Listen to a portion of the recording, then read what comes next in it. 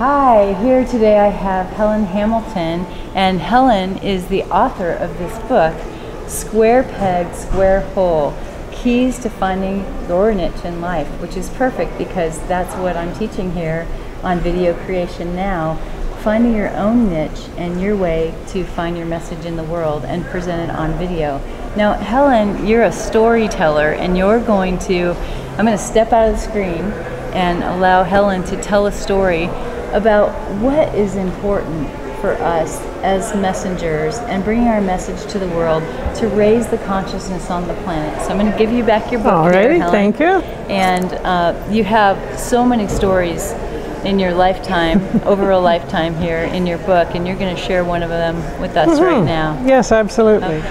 One of the stories in my book that perhaps illustrates what would be beneficial to young people is a story about relationship between my husband and I and how we miscommunicated.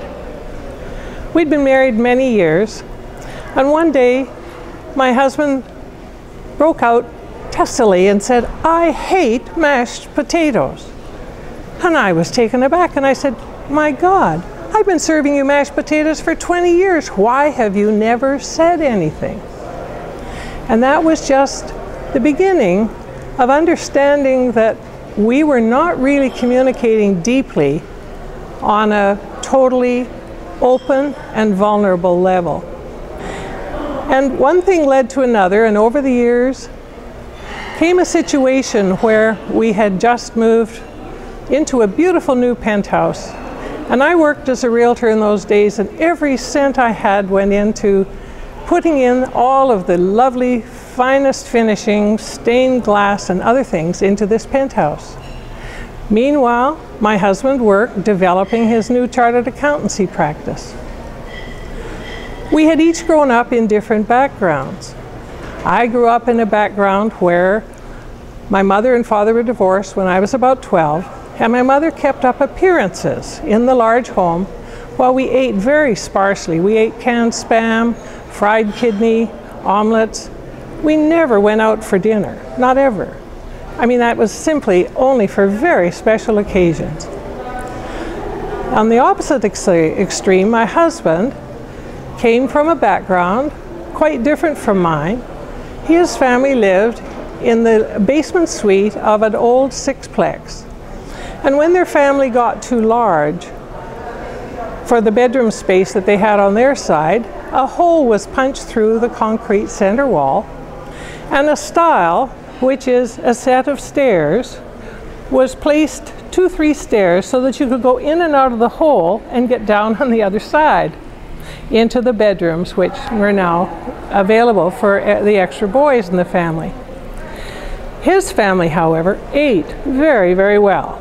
Every week his mother cooked a roast of beef, a roast turkey, chickens, lots of vegetables, gravy, fancy desserts, pies. They ate well. So when we fast forward into my life with my husband many years later, we weren't communicating well on that really deep level. We were not communicating about the things that were touching us in a deep way. We had lots of superficial conversation. We would disagree about the children or about how to bring up the dog, but we never really got into that deep emotional center of ourselves with each other, which is so important in relationship. So when my husband's business began to fail, unknown to me, he took us out for breakfast, lunch, and dinner at the finest restaurants everywhere in Calgary. We lived in Calgary at the time. Our penthouse was a beautiful one on the top of a hill overlooking the mountain and the city. I put everything I had into developing it. He was developing his business, but he would never tell me how we were doing financially. I only looked after the household bills. So what happened was that when he was suffering financially, he began trying to have us eat well, all these restaurant meals. I, on the other hand, was creating my beautiful space around me. Every cent I made went into it. And unfortunately, Neither one of us recognized the problems until we had to sell the penthouse to solve his financial problems.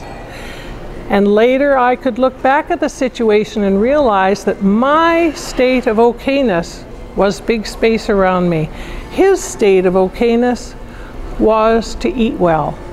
And because we hadn't communicated and shared that deep vulnerability that is so important in relationship, our marriage ended.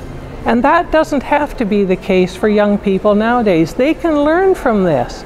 Share everything openly, completely, right to the core of yourself. It is the only way to have a decent, successful, happy relationship. Now, that's just one of the stories, told in a little bit more detail in different ways in my book. But I would be delighted to have some of you purchase my book.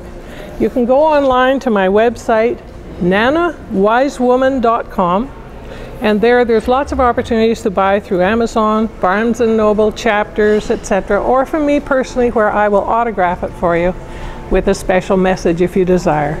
And thank you for listening. So, Helen, tell us, how do you relate this message of seeing actually the same situation from two such different perspectives? How do you relate that to us as messengers getting our message out to the world, and what you can tell us about that? Well, one of the things that I have felt so strongly about is that seniors have grown up separately from their young people in North America, and the young folk don't have the opportunity to listen and learn from the experiences of their elders.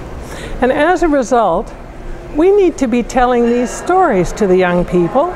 Whatever age a messenger is, any kind of story that helps uplift others, give them an opportunity to learn from our mistakes, is going to be very valuable. Right. So really, storytelling is what you're saying is so important.